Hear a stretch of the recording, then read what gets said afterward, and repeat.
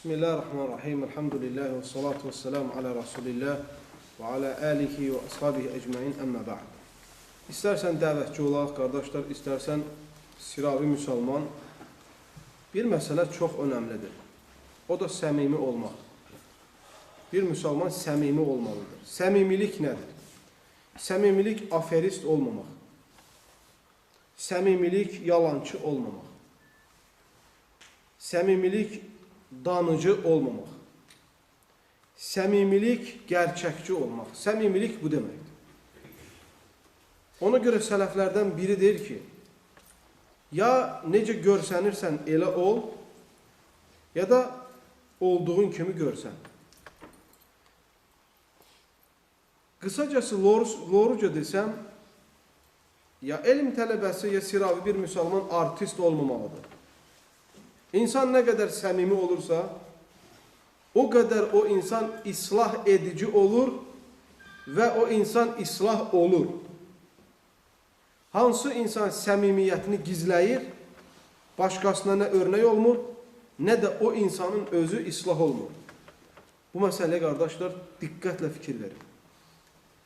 Rasulullah sallallahu aleyhi və səlləm buyurur: Kullu bəni Ədəmə xatta və xayrul xattainə ət-təvvabun.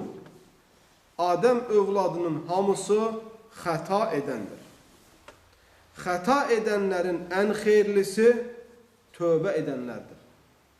Bugün əgər mən dostlarımdan, ətrafımdan, qardaşlarımdan, dindarlardan səmimiyyətimi olduğum halı gizlətsəm, bəyən kimsə məndə olan nöqsanı görüb də məni islah etmək üçün addım atar, atmaz. Və yaxud da əgər mən bir insan, bir dəvətçi kimi, və yaxud da ailəmdə bir başçı kimi, və yaxud da bir dost kimi, və yaxud da bir qardaş kimi səmimi olmasam, səmimiyyətimi gizləsəm, bir örnək olası bir şəxsiyyət ola bilərəm, xeyr ola bilmərəm. Çünki sən bir insana güvənirsənsə, baxırsansa bir müddətdən sonra insan mütləq deşifre olmalıdır. Bir insan tutaq ki, yalancıdır, axıra kimi özünü doğrucu kimi göstərə bilməz. Bir gün mütləq o insan deşifre olmalıdır. Yalan danışdığı ortaya çıxmalıdır. Əgər bir insan xaindirsə, el olmalıdır. Əgər bir insan əmanətə xəyanət eləyəndirsə, el olmalıdır. Bir insan böhtancıdırsa, el olmalıdır. Mütləq gizlətdiyin eyblərin sənin gerçəyə çıxmalıdır. Biz nə qədərini görmüşük? Öncə imanını tanınıblar, sonra baxılıb ki, fasiqin lap böyüdür. Tanınıb ki, bu insan dəvətçidir, sonra bu insan ən fırıldağın böyüdür. Nə qədərini görmüşük ki, insanları kameranın qarşısında oturub cənnətdən, cəhənnəmdən danışıblar, etmədikləri zibilliklər, şərəfsizliklər, alçaqlıqlar yoxdur. Biz nə qədərini görmüşük və haqqında eşitmişik ki, insanlara danışırlar, qeybət etmək olmaz, yalan danışmaq olmaz, nəmmamlıq olmaz. Özü də qeybət edənlərin, yalan danışanların, böhtan adamların ən mundarlarıdır. Onların belə olmalarının səbəbi səmimiyyət sifətini itirmələridir. Səmimi olmamalarıdır. Qardaşım, ona görə biz həmişə deyirik ki, əqidəni, mənhəci əsla insan gizləməməlidir. İnsan əqidəsinin inancını danmamalıdır. Hansı sifətdəsən, hansı insansan, o ortada olmalıdır. Yanlışsan düzəldərlər, doğrusan arxasında olacaqsan özün. Yox, bugün bu əqidədə, sabah o mənhəcdə, sabah belə getdi, bürsü gün elə getdi. Səmimi insanlar haldan hala, oradan buraya, buradan oraya köç eləyə durmurlar. Sabit bir yol üzərində gedirlər. Səmimi insanların bir il bundan qabaq danışdığı sözlər, bir il sonra danışdığı sözlər tutuşmur. Səmimi insanlar mənhəc və əqidə məsələlərində çox zaman tərəddüd içində qalırlar. Çünki aferistlikdən dolayı danışdıqları üçün, sabah bürsü gün ciddi olmadıqlarına görə, danışdıqlarını unutduqlarına görə, sonra ayrı bir maska yırtılandan sonra başqa bir maska geyinirlər. Daha dünən soyunduğu maskası yadından çıxır, təzə bir qəlbə girir. Qəlb bilirsiniz də nədir? Qalb deyirlər bizdə. Ona görə qardaşlar, həyatımızda arvadımızla, uşağımızla, valideynimizlə, dostlarımızla, çevrəmizlə, hətta yaşadığımız devlətlə həmişə səmimi olmalıyıq. Səmimi olmalıyıq. Nəyik buyur qardaşlar? Əqidən nədir budur? Mənhəcin nədir budur? Dinin nədir budur? İnancın nədir budur? Əksi təqdirdə belə olmamaq, belə olmayan insanlar tezi geci gerçək sifətləri ortaya çıxır. Onların gerçək kimlikləri ortaya çıxır, sonra ətrafındakı ən yaxın insanların gözündə belə etibarsız olur. Şərəfsiz olur, ikiyüzlü olur. Bir çoxlarını biz görmüşük, bəzilərini, çoxlarını deməyək, bəzilərini. Dəvətçi kimi, tantənəli biri kimi tanınırdı, hörmət elirlərdi, məclislərin başındaydı. İndi küçə uşaqlarına o adama söyür. Küçə uşaqlarına kimi o insanı təhqir eləyir. Küçə uşaqlarına kimi ona bir artist, tiyatrçı kimi baxır. Aferist, ikiyüzlü, dinini kəpik küpüyə satan kimi baxırlar. Çünki onlar gerçəkdən belə olublar. Sadəcə gerçək sifətlərini insanlardan gizləyiblər kameranın önündə. Başqa, gerçək həyatlarında başqa olublar.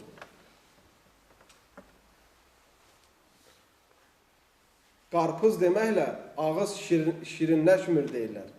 Halva deməklə ağız şirinləşmir. Ona görə iddialarla deyil qardaşlar, biz belə, biz bu yoldayıq, biz bunun arxasındayıq, biz bunun arxasındayıq. Səmimi məsələlərdən biri. Bir çox insanlar var vallahi Azərbaycanda. Kameranın önündə devləti tərifləmək, devlətin yanında olmaq və s. kimi, səna kimi, hətta bilirsin, hətta polis çağırmasın, mühafizə orqanları çağırmasın, istihbarat orqanları sıxmasın. Yəni özünü bir vətənpərvər kimi göstərir, amma gerçək sifəti onun başqa cürdür, təklikdə və yaxud da başqalarının yanında. Qardaşım, nə sən kameranın önündə də, polisin önündə də, mühafizə orqanlarının önündə də eyni sifət olmalısan. Əksi təqdirdə sən ikiyüzlü, alçaq və şərəfsizsən. Bəziləri də var, sənə ləkə atırlar, böhtan atırlar ki, səni alçaqlamaqla və yaxud da səni vətənə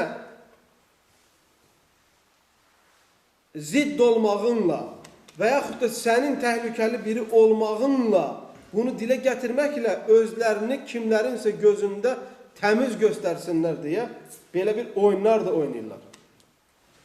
Sənin hesabına özünü tanıtdırmaq istəyənlər də var. Səni öz çayını qaynatmaq üçün qaladığı ocağın altında odun eləmək istəyənlər də var. Lakin səmimi oğlanlar, səmimi kişilər, səmimi dəvətçilər əsla qorxmur və qorxmayacaqlar. Çünki nəyik? Nə sən o olmalısan. Düzdürmü qardaşlar? Allah sonra siz şahidsinizmi ki, mən burada kameranın önündə danışmadığımı, danışa bilmədiyimi, sizlə mən təklikdə danışdığımı görmüşsünüzmü? Görmüşsünüz? Əsla.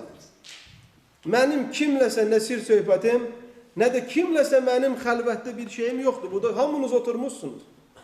İnancımız, əqidəmiz nədir? Sizlərlə paylaşmağa çalışıram. Yanımızda olmayan qardaşlarla da kamera dərslər və yaxud da zapis vasitəsilə paylaşırıq. Və deyirik ki, qardaşlar, bu bizim inancımızdır. İnancımızı təbliğ eləməliyik və təbliğ elədiyimiz şeyin də arxasında durmalıyıq. Əksi təqdirdə bizim demədiyimiz şeylərin hansı məsələlər varsa, kimsə o haqda danışmağımızı istəyirsə tələb eləyə bilər və biz də nə edirik? O haqda biliriksə danışırıq, bilmiriksə öyrənərik və yaxud da hansısa şey burada deyib başqa yerdə danmaq ola bilməz. Bəziləri özləri elə olduğu üçün başqalarını da elə olduqlarını düşünürlər. 20 ildir dəvət edirik, Allah həmd olsun.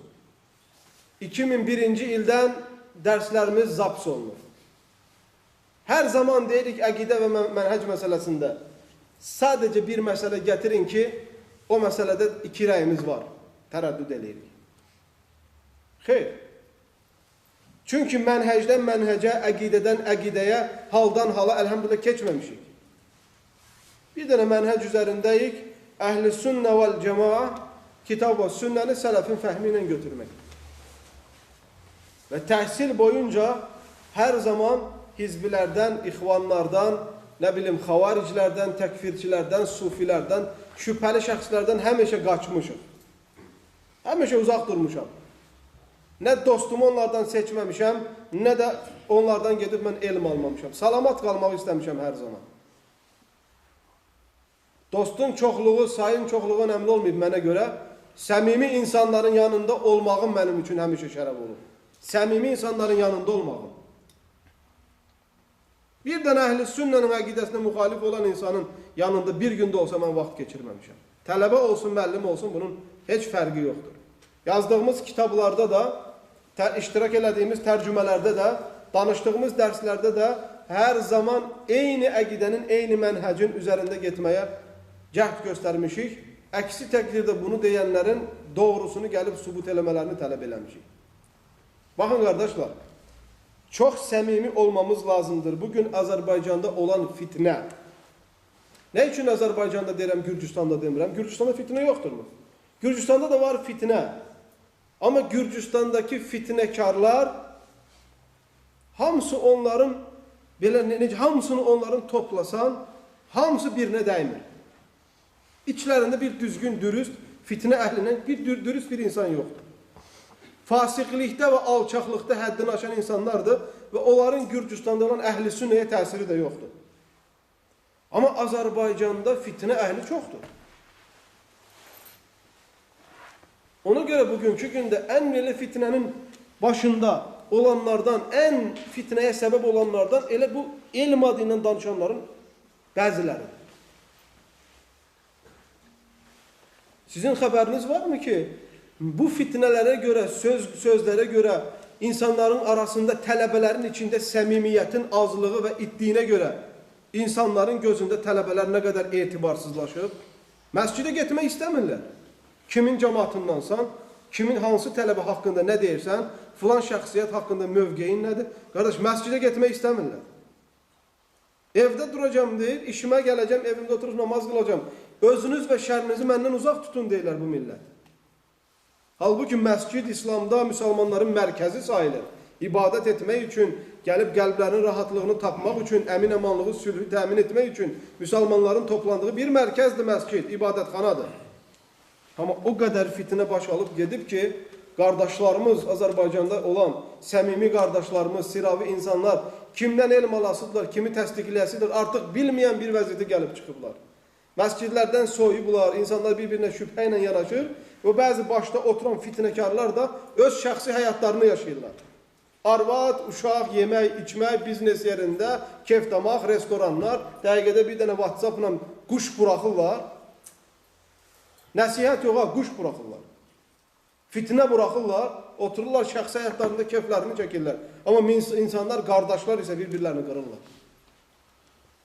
Danışanda da səmimilikdən, danışanda da kişilikdən, danışanda da cənnətdən, cəhənnəmdən, nə bilim, sələfi mənhəcindən, əqidədən, hamilikdən danışırlar.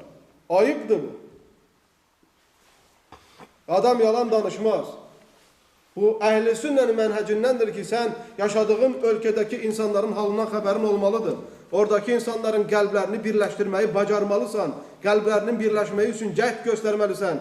Yanlış olan insanlara get tövsiyə elə, doğru olan insanlara dəstək ver, qardaşların arasında ol. İnsanların içinə çıx. Elm tələbələrinə təqdir qoy, yanına çağır, tövsiyə elə. Qəlbini aç, onlar da sənə tövsiyə eləsin, ictima lazımdır. Sadəcə özünü bəyənməklə, artisti eləməklə bu şeylər getmir, qardaşlar. Bu şeylər getmir. Və buradan yenə mən çağırıram tələbələri. Hamınız bilirsiniz, yəni gündəmdə olan şeyləri. Filan-filanı bəyənmir, filan-filandan çəkindirir. Bu şeylər mənim əslində umurumda deyil. Kim nə qədər istəyirsən qıraqdan danışsın, söz atsın, böhtan atsın, iftira atsın, alçaqlıq eləsin, şərəfsizlik etsin, heç biri umurumda deyil.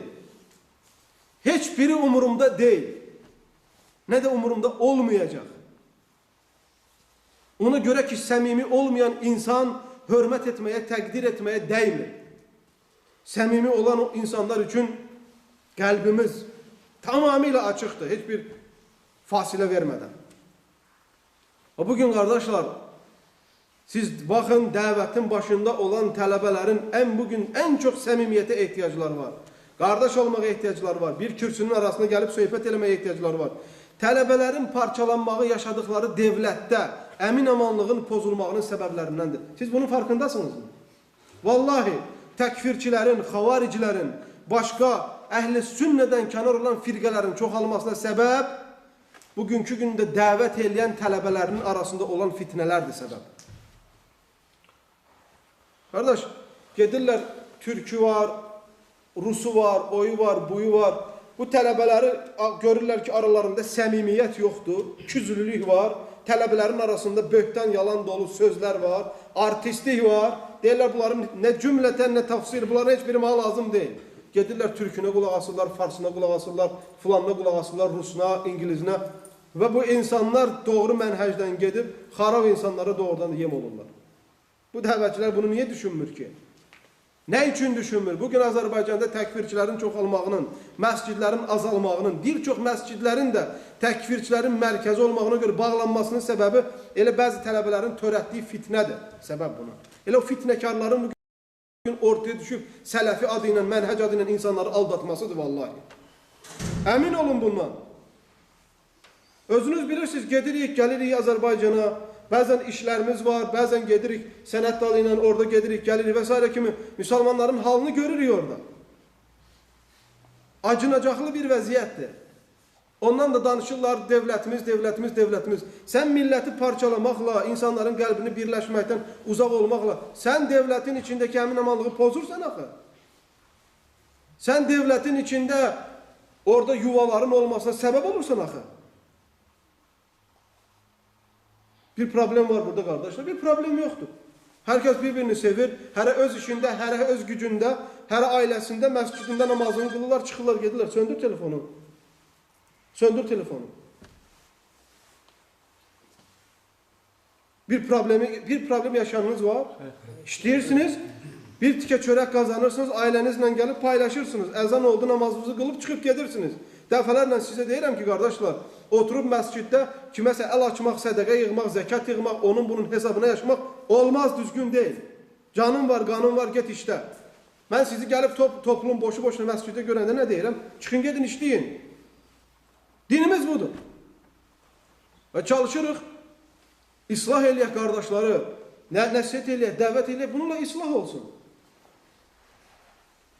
Bu insanlar tələbə yoldaşlarından oturmağa belə özlərinə sığışdırmayan bəzi insanlar var. Belə insanlardan sən ümmətin islahını gözləyirsən. Mənə görə fərqi yoxdur. Yahudi olsun, xaçpərəst olsun, şiyəsi olsun, sünnisi olsun, filan təriqətli olsun.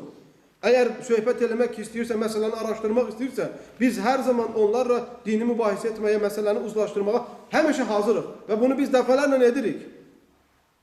İnsanların islahında olan mənfəəti anlamayan insanlar, əslində yaşadığı dövlətdə əmin-amanlığın təmin olunmasını istəməyən insanlar qalxıb nə deyirlər? Veysel təkfirçilərlə oturur.